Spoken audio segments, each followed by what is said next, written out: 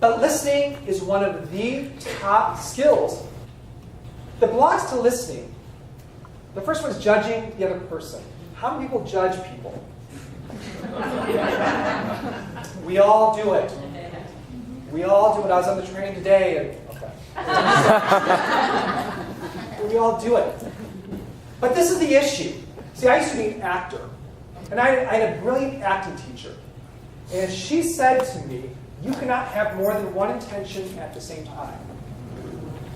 Oh, I love that. So hopefully, you know what I'm talking about. So an intention in acting is, we call it the reason why we do something, basically. Okay. So if my line is, get out. If my intention is to kid, I'd be like, get out. Okay? But if I want to threaten, get out. But I can't do both at the same time. It's impossible. I can't have both intentions at the same time. I can have one right after the other, but I can't do them at the same time. One cancels the other. Does that make sense to everyone? Are you with my logic? Please stop me if it's not, if it makes sense. It's kind of with feelings, you know? We can have one feeling at a time. We can have a lot of feelings bunched up, but at one moment, we can only have one feeling. So either we can be listening to someone, or we can be calculating what we're going to say, or fighting for our agenda. So imagine our subordinates when they come to us telling us about whatever they have to talk to us about, and maybe it's really not that important. Maybe to us, I have 15 things to do, but to them it's really important. But I'm thinking about 15 things I have to do, or I'm judging them going, don't they know how busy I am? Don't they know who I am? Imagine how they feel. And then all of a sudden we're like, why are they getting so snippy with us? Why are they reacting that way? Why are they raising their voice? You know? Because probably they felt disrespected. Does that make sense to everyone? Yeah. Okay, so the other thing is assuming we know what they're going to say. We've already talked about assumptions a little bit. Okay? But assuming we know what people are saying. It's interesting, one of the things with coaching is I ask a lot of clarifying questions. Because if I said I'm mad, and let's say you said you're mad, to me I'm like, what does that mean, you being mad? Because my mad and your mad are different things, I guarantee you. Even though we have a dictionary and we all speak English, I believe here, we have different meanings for words. Even though the dictionary says one thing, we're like, yeah, that's what we mean. But if we really get down to the details, usually people have different thoughts or different ideas about things. Does that make sense? Okay, so it's really important to know exactly what they're thinking. Okay, it doesn't mean that you agree with it. It does not mean that at all. I think so many times when we're in these situations, we're afraid to allow someone to be heard or to allow them to speak. Because if they speak, well, then maybe they think I think they're right. No, they're not right. I need to fight. Make sense? It does not mean at all. It just means making sure we understand what they're saying. Okay? Again, if you're trying to understand what someone's saying, that means you're listening. Okay? And the other thing is listening with our agenda exclusively. And I noticed something about myself a long time ago, and this happens in romantic relationships, is that when I'm really hurt or upset about something, I'm looking to make a point. Okay? So if my partner says to me, whatever, I will be looking for those, aha, see, right there. You knew I was going to be out at that meeting at 5 o'clock and you came at 6 o'clock. You knew it. No, it was an honest mistake. But I'm listening for that. Okay? Make sense? These are all the blocks to listening. And this is the great thing about when we do listen, this is all the great stuff it can do to conflict. So if the only thing you take from this seminar is I'm going to listen a little bit more closely, I think things are going to go a little bit better for you. Okay? And this is the big one. Helps the other person feel heard. And what a really cool thing. I think my job as a leader is not just to get the job done, but to empower my team. To make sure they feel safe at work. To make sure they feel valued. Okay? And if they don't feel that, yes, my job is harder, but just as a human to another human, you know what I mean? It's so easy to hear someone. Make sense? Okay. I think half the things in the world today is just like people feel like they're not being heard. So something interesting to think about. Okay, so The major thing is, most of the time we have a story going on and we talk about this, and it's us against them. And we build up evidence to support that. That is usually what we're doing when we're listening. If we can try to let go of this story, usually it's us against them, listening will happen automatically. That curiosity, being curious. Okay? Have I said that enough? Being curious. Okay. Any questions so far? Thoughts? Did you have something? Just waiting. Thank you. Hi. Anybody else? Okay, so some things to think about for listening. Recapping. And again, so easy, but it will keep you engaged. Okay? Let me just make sure I understood you correctly. What you said was, or how you feel about this situation, or your thoughts about the situation. Again, not necessarily agreeing with it, but the person was like, wow, you did hear me. Okay? Reading nonverbal messages. I think someone mentioned this, right? Someone around here. When you're with someone, especially in conflict, and they go like this. Clear cut. The wall of defensiveness has just gone up. Okay? So it's good to say, you know what, I need to stop right here. I get the feeling that maybe something I just said didn't sit well with you, so I'm really interested to hear your thoughts on this. Okay? A good way to kind of put that pause in there. Okay? Setting aside your own emotional reaction. Okay? React all you want to your best friend, to your spouse, to whoever it is. But in that situation, if you can release the reactions, that's great. It does not mean that you are not heard. You know, at this moment, I'm feeling a little agitated, I'm feeling a little irritated. Those are good things to share, because sharing those kind of things can build relationships. But reactions, especially reactions that are kind of more forceful, will shut down the communication and actually can damage relationships.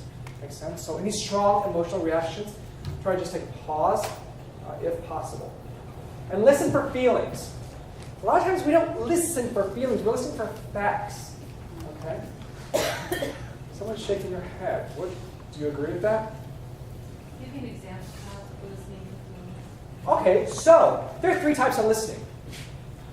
The first one is if my friend says to me, you know what, my cat just passed away last night. I had her for 16 years. First level listening. Oh, I'm so sorry. Yeah, I had a cat and she died last year. She was 19 years old. Yeah. So I heard what my friend said, but I'm relating it to myself.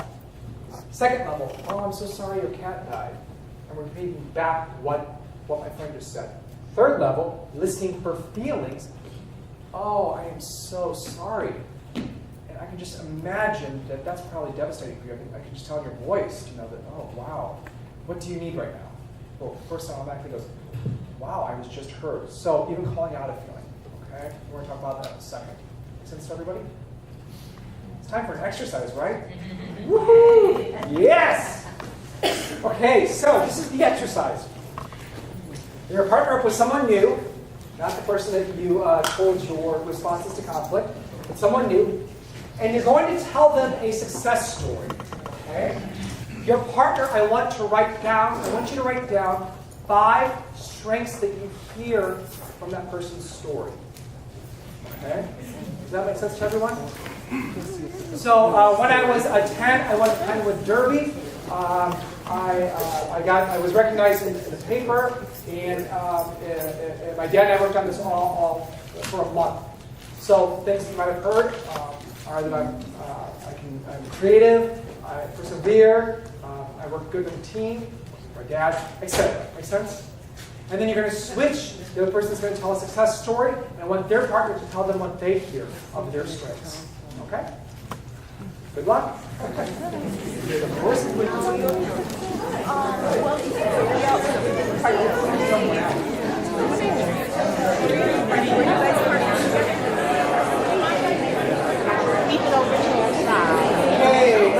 Start wrapping up.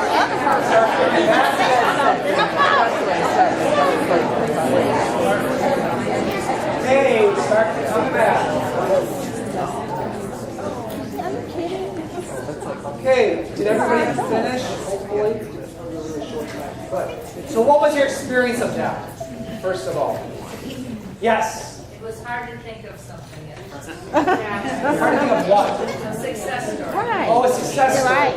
Yeah, we don't think that way. We always think of what challenges us. Hard for us to, yeah. We need to So work it on took that. us a while to come up with this, but we did. Good. So, when you were listening to the story, what was your experience? Yes? I was excited for her. It was really exciting. So the intention was to listen for strength. So you're listening. Yeah. Do you have something else? Yeah, I was going to say, because you knew what you were listening for, Yes. it was easy then, once you heard the story, to say, Yeah. uh-huh. Yeah, imagine if you're in conflict with an employee and you're listening for their strengths. Oh? Wow. You know, that changes things. Yeah. What else? What else was your experience? They was truthful. They were truthful? Good. Hopefully they were truthful. I want $1 million. No, but that's right, yeah. Yeah, and you can tell when someone's being truthful, yeah. What else? Yes? Well, they lightened up and became more comfortable in their body, and it seemed like it took them to a safe place Yeah. with that memory. Nice. Imagine if I told you, as a listener, to listen to all their faults. Listen for their faults. Imagine how they would have felt. But they knew you were on their side. You're listening for their strengths. That's pretty cool. Okay. People, so switching gears, when you were told your strengths, how did you feel? Honestly, how did you feel? Proud? What else? Usually when I do this exercise, I'm always surprised that someone sees me actually in a better light than I see myself. And I'm always like, wow. And I feel closer to that person. So when someone knows we're on their side and we're listening for their best, I think it helps relationships all the time, even if you're in conflict with someone. Yes? It helps also to find those common grounds, those commonalities, to find out that she is just as persistent as I was. Love that. Yeah. Gives you some kind of affinity. Yeah, common ground is what, finding the common ground. And I guess finding out someone's human just like, like I am. Yeah, with good stuff, but also sometimes with fears. So, good job. So de-escalation tip number 1, listen. Have you got that yet? Okay, good. Second, acknowledge and validate. What is this? So you're in conflict with someone, acknowledge and validate. What do I mean? They need validation. Yes? Summarize or reframe.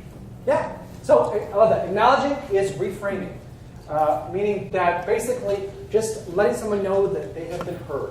So let me make sure I understand this correctly. What I heard you say was, okay, what is validation? Validating someone. This one's a little bit more. People go, conflict. I don't know about validating someone. It's to legitimize what the person says. It's to identify specifically how the person would be correct in what he or she says. Okay. Yeah. All right, and that makes sense. This is a little trick question. I love that, though. It's a great thing to do. Validation is kind of someone's feelings. It's not necessarily mean that you agree with the feelings, but acknowledging, I get how you feel that way. Oh my gosh. I worked with this leader one time who, amazing leader, just amazing, very brilliant, but the EI was just a little bit low. But he would get so upset because he's like, I don't understand why they're reacting this way. And at one point, I'm like, it doesn't matter if you understand why they're reacting, but they feel upset. So can you acknowledge that? I guess.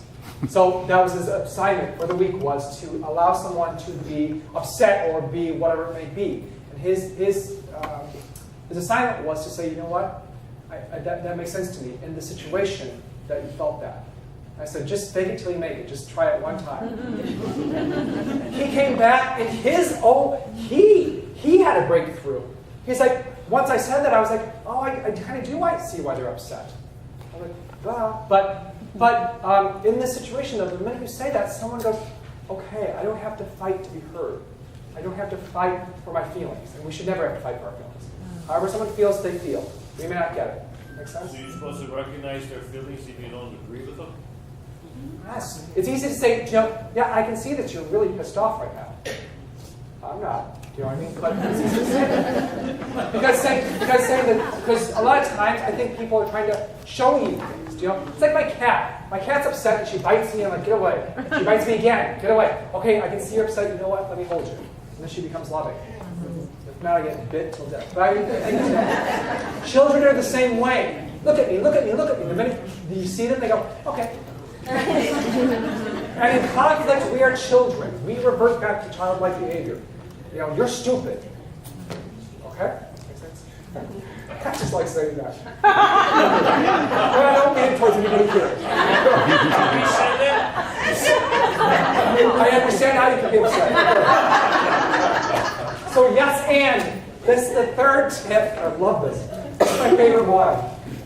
And so, how many people here are have participated in improv acting? Yes. So, how many people have seen improv acting? Yay. Okay. So, it's amazing that these improv actors, that some of the scenes can go so well. Like, how do they do it? Well, they have. There's a lot of techniques, but one thing that they think about is yes and. Anybody who does improv, can you tell me what yes and is? Yes. When you're doing improv, if somebody presents a situation to you, you say yes to it instead of somebody says, oh, your house is on fire, and you say, no, it's not. The scene ends right there. But in improv, somebody says, oh, your house is on fire. Say, yes, and we have to call the fire department. So you add to it. But yes, and you take a situation and accept it as true and take it to the next level. Yeah. What would yes but be? Yeah, there's a fire but, which means, actually, and I did look this up, because my dad is a teacher, professor. He just retired. He's a big one for, what does that word really mean, Bob? I always have to go to the dictionary. My own issues. Anyways, but means it's negating everything that was just said. So when you say to someone, yes, but, what you're saying to them is, not really. That's not important. Let me tell you the truth. Okay? Yeah. So, saying to someone yes and does not necessarily mean that you have to agree with everything they're saying. I see what you're saying, and let me add some more information to it. Let me add my thoughts. Okay? Very powerful. Yes and. Today, when you're dealing with anybody,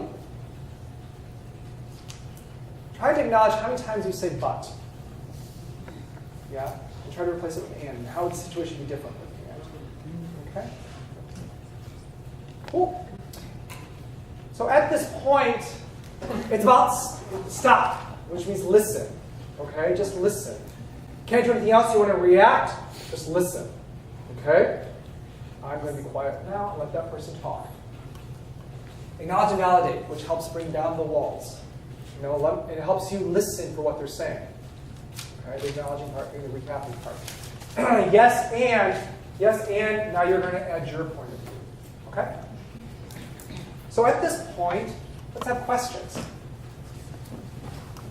I have a question. Yes? So, what if the conflict involves a person who has a reputation for and a